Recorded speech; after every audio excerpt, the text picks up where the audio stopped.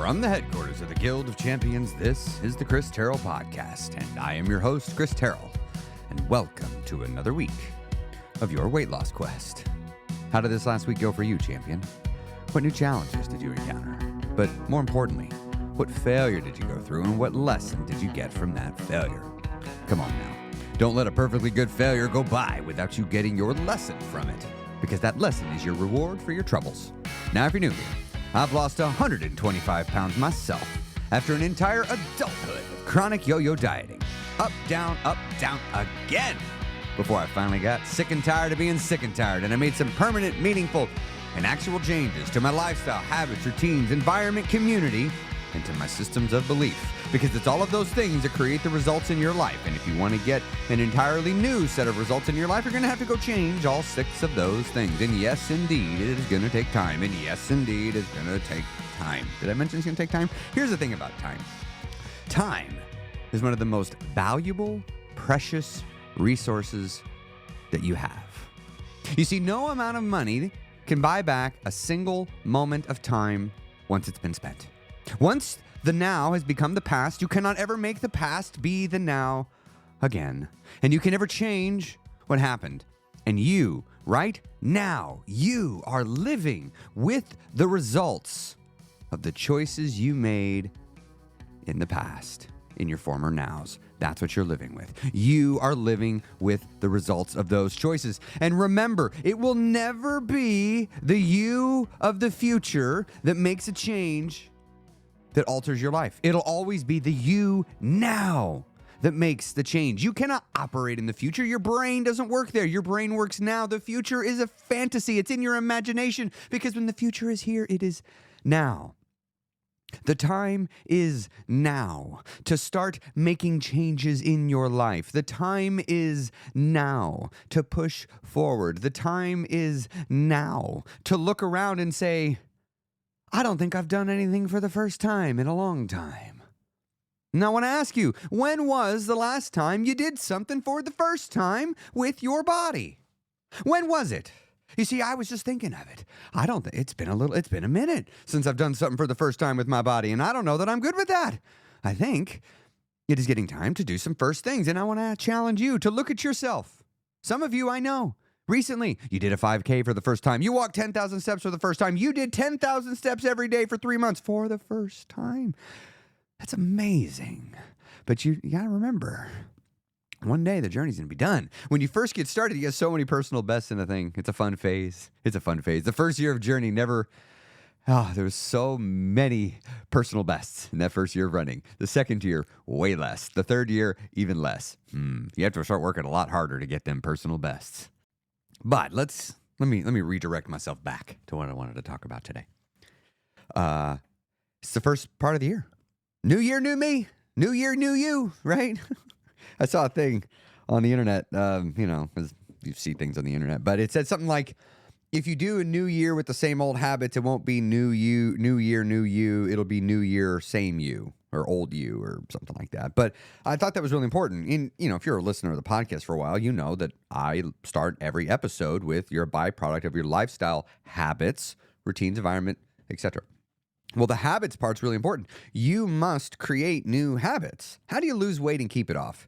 Well, you become a thin person. That's how. You see, right now, for many of you, the reason why you're fat is in your head, you're a fat person. Well, I know. You're like, no, Chris, that's not it. I don't want to be this way. I'm like, I know. I didn't want to be that way either, but I was. Because in my head, I told myself all sorts of silly little mistruths. And I told myself they were true, and so I thought they were true. We see what the mind believes to be true is true as far as that mind is concerned. And my mind believed that I couldn't lose weight because of genetics. I was just born with the unlucky body of my siblings. Oh, if only I was born with one of theirs, I wouldn't have to have this problem. I was wrong, by the way. Turns out, even though I wholeheartedly believed it didn't matter how hard I believed it, it was still not true. Because you see, just because you believe something to be true, that does not make it true. It does not. However, many times in life, we have the ability to make sure we're right. You see, I wasn't believing a truth, but I was making sure I was right. I made sure that I never lost weight and kept it off. I made sure I talked about all my excuses. I made sure I talked about all the reasons why I cannot lose weight. And because I thought these thoughts, I took actions that were in alignment with it, and I got results that were in alignment with those actions and those thoughts. Because if you want to get new results in your life, you're going to have to change your thinking. You must change your thinking. You cannot get new results in life with the same thinking you used when you created the old results. Now, that's a little twist on the original quote from Albert Einstein, which is, you cannot solve your problems with the same thinking you used when you created them. Now, I don't want to sit here and say that your body is a problem. One of the things that I did that really helped me is to change how I see things and to realize that my perspective on a thing alters what I see. And I have the power to change my perspective because that will influence my perception. And so I changed my perspective on my body from, at the very biggest, from a thing to be hated to instead a thing to be loved and appreciated and grateful for. At my biggest, I made the decision to be grateful for my body, telling myself that if there was a person that was 400 pounds, 500 pounds, they would be grateful and excited to have the body I'm in. They would probably be out there doing everything possible to live their best life because they used to weigh 400 pounds. And all I have to do is say, how would I feel if my journey actually began 200 pounds ago?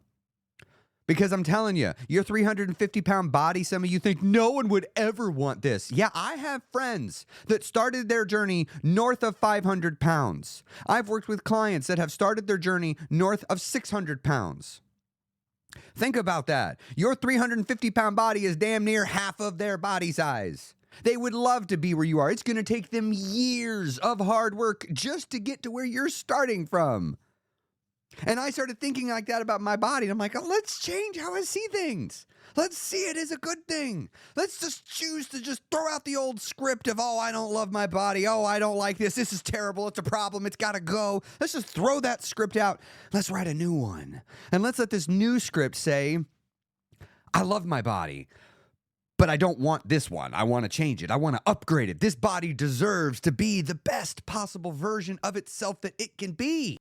Think about this for a moment, those of you with kids. You love your kids. You probably love them like crazy. Those of you that are fortunate enough to be in a relationship with somebody that you wake up every day feeling like you've been struck by lightning because you're so head over heels in love with this amazing person. Do you just suddenly stop wanting to do things for these people? Oh, I feel like this is the most I could love a person. I don't need to do anymore, you know? No, when you love them, you continue to want to give and you want to make their life better and you want to make them feel how much you love them and you want to see them have the best life that you can, that they can experience. And when you look to your body with the same love that you do with your spouse, that you feel like you struck lightning with, or with your kids, when you look to your body that way, you will treat it differently. And some of you are out there thinking, I can't love my body until it's thin. No, love your body today. But that doesn't mean you have to settle. Loving doesn't mean settling. Loving means looking at my body and say, body, I'm going to take care of you. I love you. I'm grateful for you. You are the gift that gives me life. And I have not been taking care of you. And I'm going to take care of you now because I care about you, because you matter to me, body. I started talking to myself that way. And when I did, I started to feel different. And because I started to feel different, I started to act differently. It was slow. It wasn't extreme. All the little teeny tiny choices you make add up to results in your life. They all matter. Every choice you make matters, but no individual choice matters. It's the sum of them all. And when you're going through life, making all these yes, no, yes, no, yes, no, yes, no decisions, every single time you have to have something to measure that decision against to go, wait, should I choose yes or should I choose no? And when I was on my journey, it got so much easier to make those yes-no decisions in many parts of my life, especially one of the most important ones. When I was really stressed, when I really wanted to give up, I didn't make it to the other side of my journey without becoming incredibly discouraged. I was very discouraged many times. But when I would come face to face with the decision, am I giving up or am I pressing on? I would get to that yes or no decision. Am I giving up Or am I pressing on? I could look to my body and say, this is so hard. This is so painful. I don't want to do this, but I'm going to do it for you. I expect you to come through for me later. And you see, for years, I sacrificed my emotional and mental desires for the good of my body. For years, I did that. I would want to have something that I know damn well my body didn't need. And I know it would be nothing more than just to soothe my emotions because I didn't want to just feel uncomfortable, or I didn't want to feel that awkward feeling of saying no to food, or I didn't want to feel that discomfort of standing around cake, wanting it and not eating it. The list goes on of all these small moments, hundreds and hundreds and hundreds and hundreds of moments where I sacrificed a present desire, a immediate gratification for my body.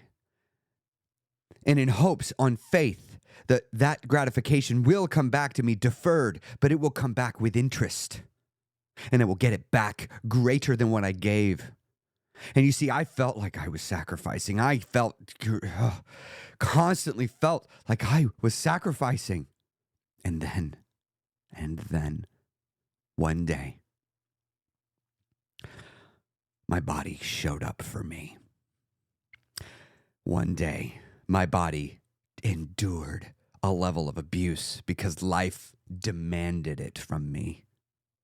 I remember I was moving. It was during the pandemic. I was moving to another city. I had no social network. I couldn't really get even help.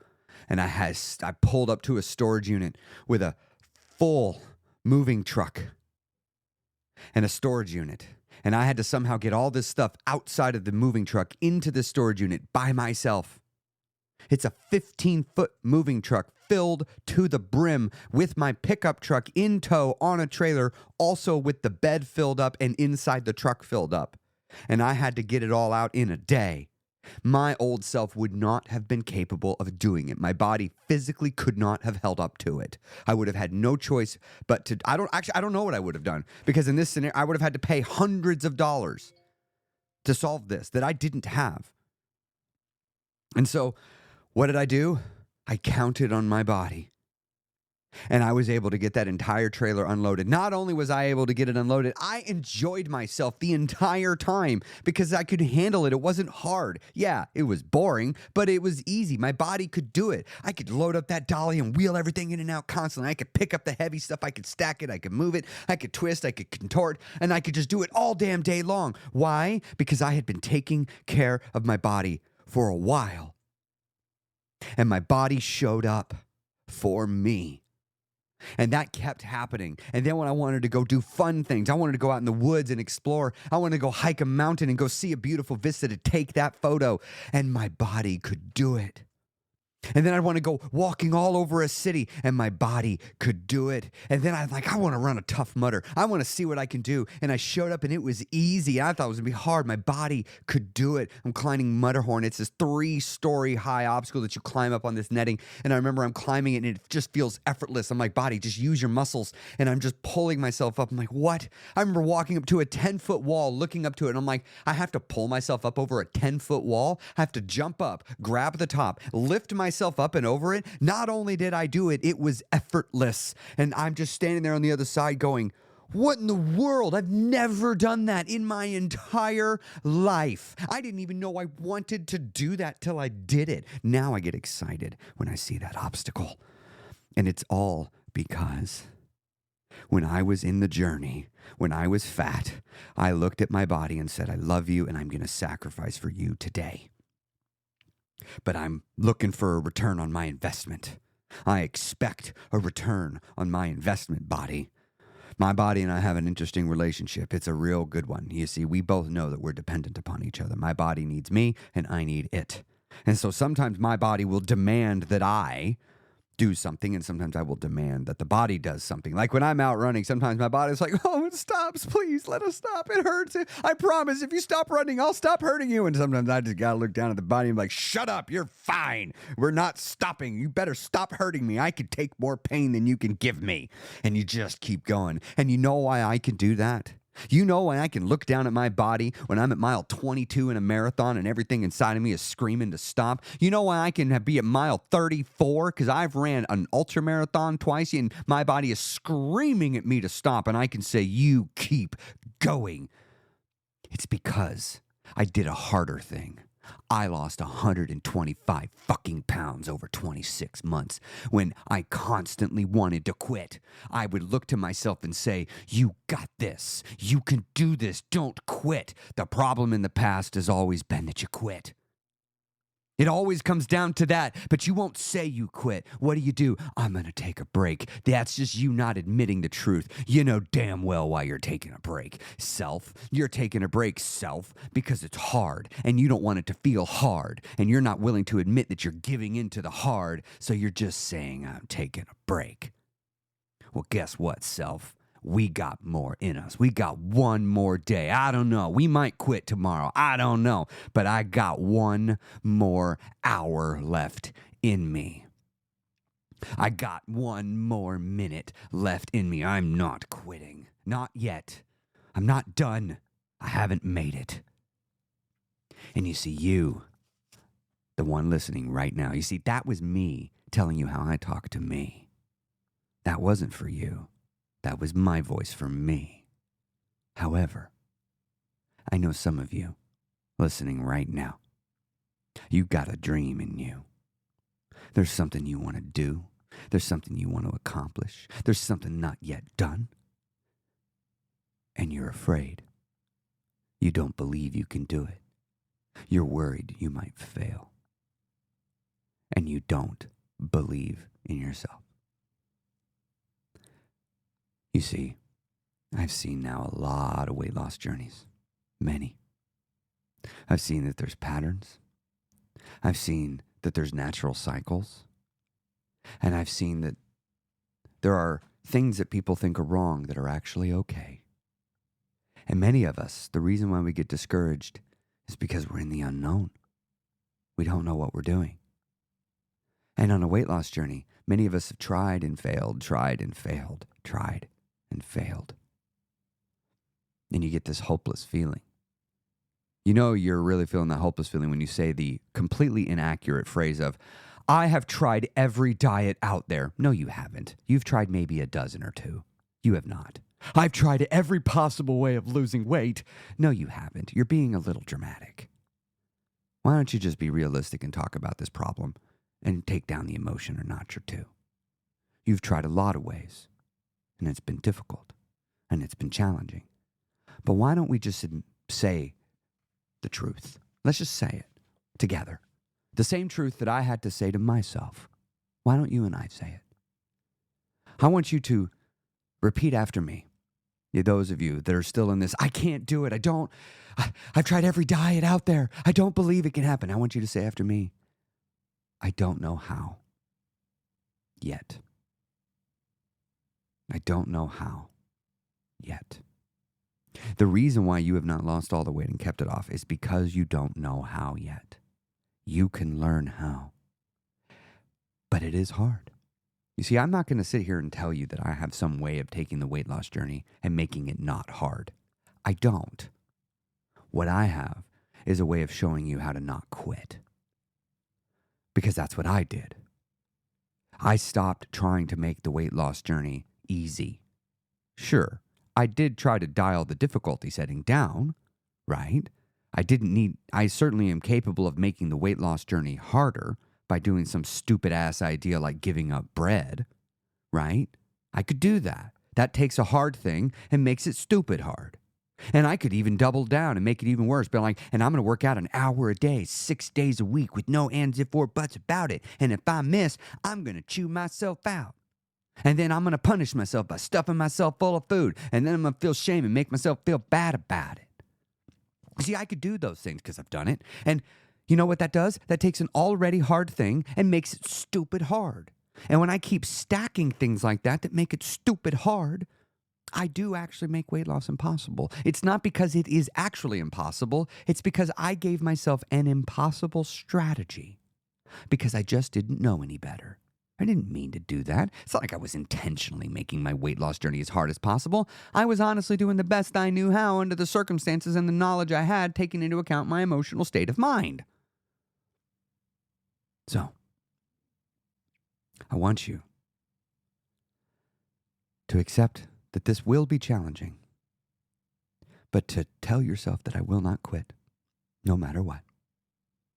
And I want to teach you how to do this. I want to teach you how to lose every pound and keep it off. I want to teach you how to get to the body of your dreams. I want you to have these feelings. And so, I am offering a free workshop. I do this once a year, this one in January. I mean, I do 2 workshops a year, but I do the beginning year of the year one. It's called Why is the Way? And I want to teach you the roadmap to success. I want to teach you the phases of weight loss. I want to teach you what's going to happen so that when you're on the journey and you're feeling like something is wrong, you'll know you're on the right track. I want to help you know that you're going the right direction confidently so that you don't quit. I want to equip you to take the next steps forward on your journey. It's going to be a long one, but it's going to be worth it, and it's going to be so much fun. You remember earlier in the podcast where I said it felt like I was sacrificing? Here's the really cool thing. Years later, when I was living with all of the benefits of those sacrifices, it no longer feels like a sacrifice. In fact, I have gotten back all those sacrifices plus a substantial amount of interest, making all of it feel like an unfair deal. It was so worth everything. It really, really was. And I want you to have this feeling. So if you're looking to get started, if you're stuck, if you're not sure how to move forward, I want you to head on over to whyistheway.me. Open up a web browser, pull it up in your phone. You can do it right now. Go to whyistheway.me. And if you're doing it right now while you're listening to me on the podcast on your phone, because you could listen to me and do it right now, when you type in your name and your email, you're going to immediately be taken to a event hub page. It'll have all the information about the event. I mean, I got it all there on the front page, but you'll have where you'll get your workbook. I'll tell you about the schedule. You'll see where to get your Zoom links, and you'll get a link to join the event Facebook page, and you can come on over there. And it's going to be so exciting. I'm so excited for this. It starts on next Monday, and you'll get all that right now if you do it in your phone, and you'll get an email as well with some of the information also. So I'd love to see you there. There's also a direct link to it in the show notes of the podcast. So if you want to come to this free workshop, it's 3 days. It's January 6th, 7th, and 8th from 6:30 to 8 p.m. Central Standard Time. Would love to see you there. Whyistheway.me. That's whyistheway.me. Have a great week, champion. I will see you next week here on the Chris Terrell Podcast. Don't give up. One more week, one more day, one more minute, no matter what. Do not give up. You got this. I'll see you next week on your journey.